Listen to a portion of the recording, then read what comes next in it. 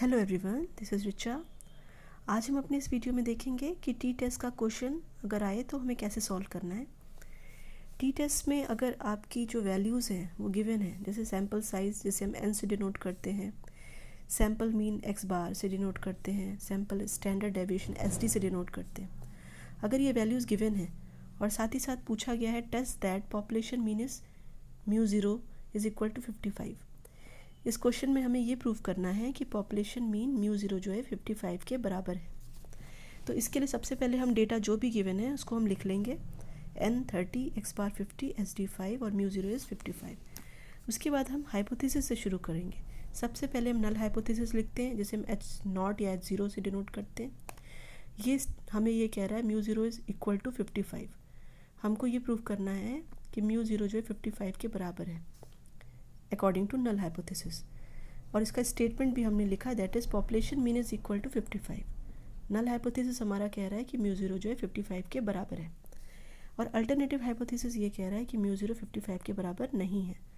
तो यहाँ पर हमने स्टेटमेंट लिखा है population mean is not equal to 55। अब सबसे पहले हम इसे हाइपोथेसिस टेस्टिंग करेंगे, जिससे कि हम पहले टी कैल कैलकुलेट करेंगे, फिर टी टैब कैलकुलेट करेंगे, फिर कंपेयर करेंगे कि टी कैल बड़ा है या टी टैब बड़ा है। अगर टी कैलकुलेटेड बड़ा आता है तो हमारी अल्टरनेटिव हाइपोथेसिस एक्सेप्ट होती है, नल हाइपोथेसिस रिजेक्ट हो जाती है। और अगर टी टैब बड़ा होता है तो हमारी नल हाइपोथेसिस एक्सेप्ट होती है और अल्टरनेटिव हाइपोथेसिस रिजेक्ट हो जाती है। सबसे पहले हम टी कैल को कैलकुलेट करेंगे। इसका ये फॉर्मूला है। यहाँ फॉर्मूले में आप देख रहे हैं कि हमने स्मॉल n -1 लिखा है। अगर एस डी गिवन नहीं होता है तो हम सिर्फ n लिखते हैं। यहाँ पे एस डी गिवन है, दिया है, इसलिए n -1 फॉर्मूले में पुट करेंगे। एक्स बार और म्यू ज़ीरो सबकी वैल्यूज़ जब पुट करेंगे तो यहाँ पे ये मॉडुलस के अंदर है। इसका मतलब ये है कि नेगेटिव साइन को इग्नोर करेंगे। 50 में से 55 जाएगा तो आएगा -5, तो हम सिर्फ 5 लिखेंगे। और यहाँ पे 30 - 1 29 स्क्वायर रूट के अंदर, और नीचे एस डी आपका 5 है। ये दोनों कैंसिल हो जाएंगे। स्क्वायर रूट 29 का हमें निकालेंगे तो ये आएगा 5.38। तो ये टी कैल आपका यहाँ कैलकुलेट हो गया। इसके बाद टी टैब के लिए हमको 5% पे अगर कैलकुलेट करना है तो अल्फ़ा की वैल्यू 5% पे 0.05, और डिग्री ऑफ फ्रीडम हम n -1 से निकालते हैं। सैम्पल साइज़ 30 है तो 30 में से 1 किया, माइनस किया हमने, तो आपका आ जाएगा 29। तो अब हम कैसे कैलकुलेट करेंगे टी टैब हमारा, हम देखेंगे टी टैब टेबल में। यहाँ पर आप देख रहे हैं टी टेबल में हमें डिग्री ऑफ फ्रीडम 29 चाहिए, 29। और हमें टू टेल टेस्ट है, क्योंकि यहाँ पर हम इक्वल टू पॉपुलेशन मीन को हम ये प्रूव कर रहे हैं कि वो 55 के बराबर है।